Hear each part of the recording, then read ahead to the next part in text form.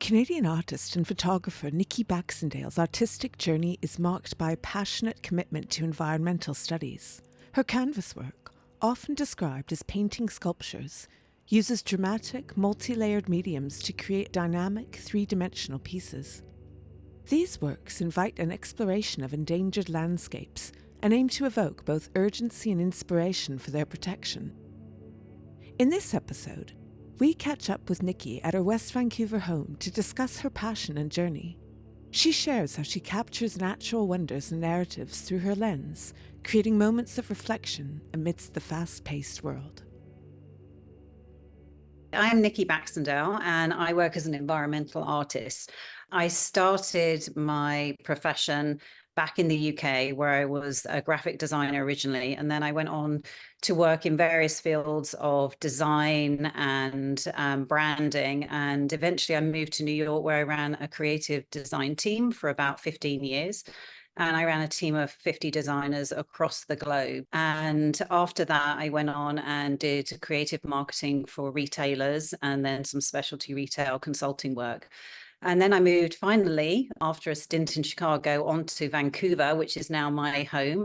And there I worked for Lululemon for a while. And eventually I had the privilege of giving up the corporate world to follow my passion as an artist. And I am now truly thankful that I get to have the best job in the world, which is visiting some of the most beautiful and endangered places around the globe, and then bringing back the beauty of the globe to everyone to enjoy. And my view as an artist is to showcase these amazing places, both in photography and through art. So I work in both mediums. I've been a professional photographer for over 30 years now.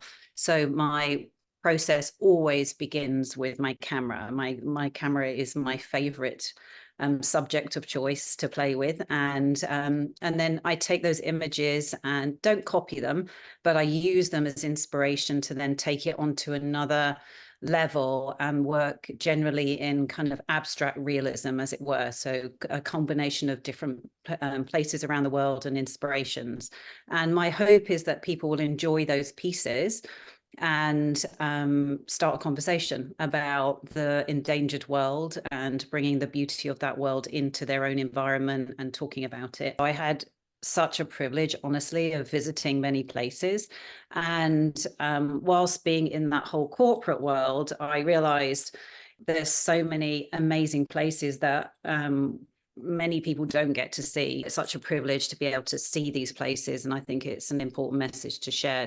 I grew up actually in a dark room with my father. My father was a chemistry professor, and I spent many years behind an electron microscope. So I have a huge passion for macro photography. The piece behind me is a tide pool, and it's shot very slow motion as the waves crash and bring the tide in and out and distort and refract light.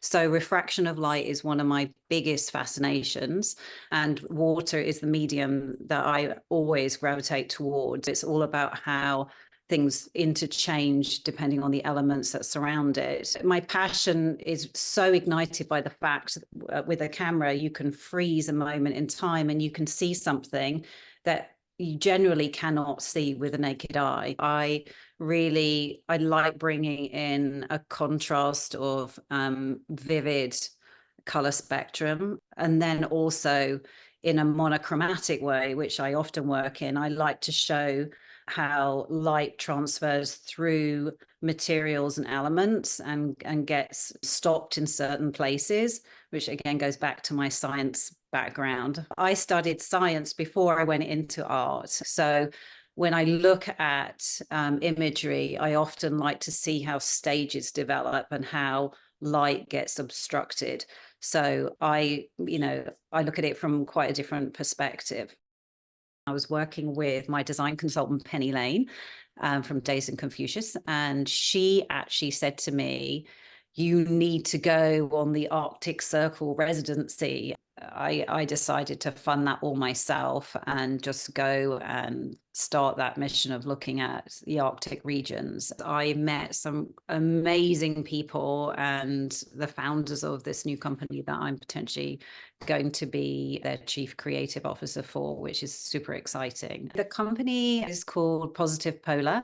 And it's a groundbreaking expedition company that is launching sometime at the end of the year. It has a mission to offer luxury travel to polar regions while being an advocate for the environment. And they will house a team of scientists that are doing some research into the diminishing whale population and provide minerals back into the ocean to help stimulate what's been taken out of the ocean. My part will be providing artwork for the ship and photography for the ship and designing the exterior of the ship.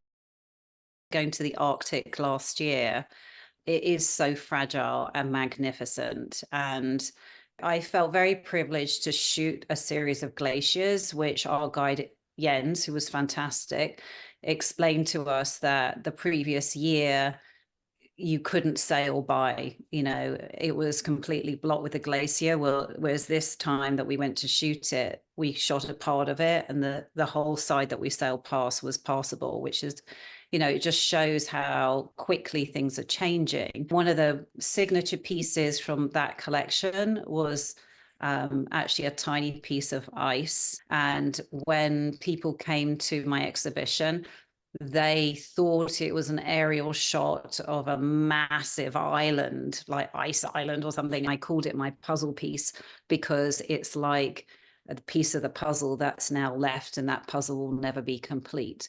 But now those beautiful pieces are off floating, and they are now interwoven with the rest of the ocean, and everything just keeps evolving. There's literally beauty everywhere I've been in the world. You just have to find it. You have to open your eyes and you have to turn off your devices and listen and hear, use all your senses, and then translate that. And what is the message? There's messages everywhere. So for somebody who's very interested in advocating for the environment, find out what's going on locally and what can you participate in, what can you share. There's little things people can do. It doesn't have to be huge. Go to your amazing local art shop. Obviously, Opus is my art shop of choice. It's fabulous. But I always supplement all of my art materials with things that have been thrown out. One of the things that I learned from that last expedition from the great guides that were on that trip was, you can't stop living life. You can't change every carbon footprint. You can't do everything. But, and there's some bigger companies out there that can do a much bigger job than an individual. But we can all be aware and we can share the message. And my job as an artist is not to change the whole world. My job is to bring that into a viewer's perspective so that they can actually see what's out there.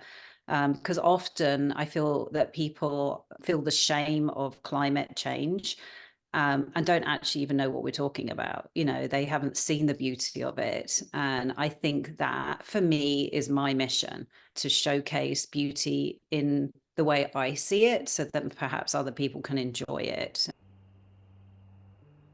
I'd like to thank Nikki Baxendale for sparing some time out of her incredibly busy schedule to speak with me. For the whole month of June, she'll be at the James Baird Gallery in Pouch Cove, Newfoundland, in residency with 7 other artists. If you're fortunate enough to be in that neck of the woods, be sure to check out her solo show. And if you aren't on the Atlantic coast anytime soon, fear not. We'll be catching up with Nikki again in the coming weeks to see how her vital creative endeavours are progressing. Check back in for updates or join our mailing list at www.opusartsupplies.com. Thanks for watching.